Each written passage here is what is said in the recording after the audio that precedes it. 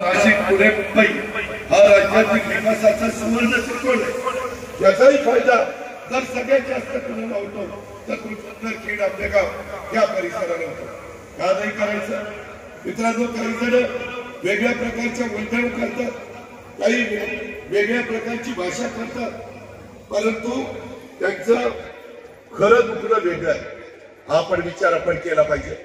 पाठीमागच्या काळामध्ये मी आज तुम्हाला सगळ्यांना आश्चर्य वाटेल, करोडो रुपयाच्या कामांची आम्ही भूमिपूजनाने उद्घाटन केली।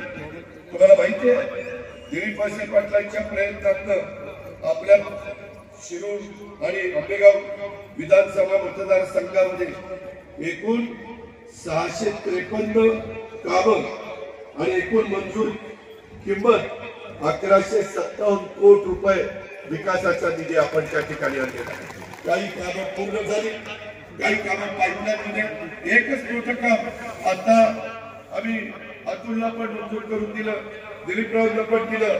त्याच्यामध्ये एक अवसरी खुर्द पारगाव पिंपळखेड जाऊन मार्ग, शिक्रापूर कडेगाव खालसा ते पैठण टाकले याची वैठण टाकून तो मार्ग आणि या सगळ्याची सुधारणा करण्याच्या करता 70 किलोमीटरचं काम 416 कोटी रुपयाचं काम आहे। कशाला म्हणतात 416 कोटी? दिलीपराव विरोधी पक्षामध्ये बसले असते तर 1000 कोटीची कामं झाली असती, 1200 कोटी रुपयाची कामं झाली असती। आम्ही काही वैयक्तिक आमच्या स्वार्थाकरता निर्णय घेत नाही, शेवटी बेंचचं राजकारण आम्ही करतो। आम्ही आमची विचारधारा सोडलेली नाही। शिवशाहू फुले आंबेडकरांची विचारधारा हीच विचारधारा घेऊन आम्ही पुढे चाललेलो आहे। आमच्या आया बहिणींना मदत झाली पाहिजे, तरुणांना मदत झाली पाहिजे।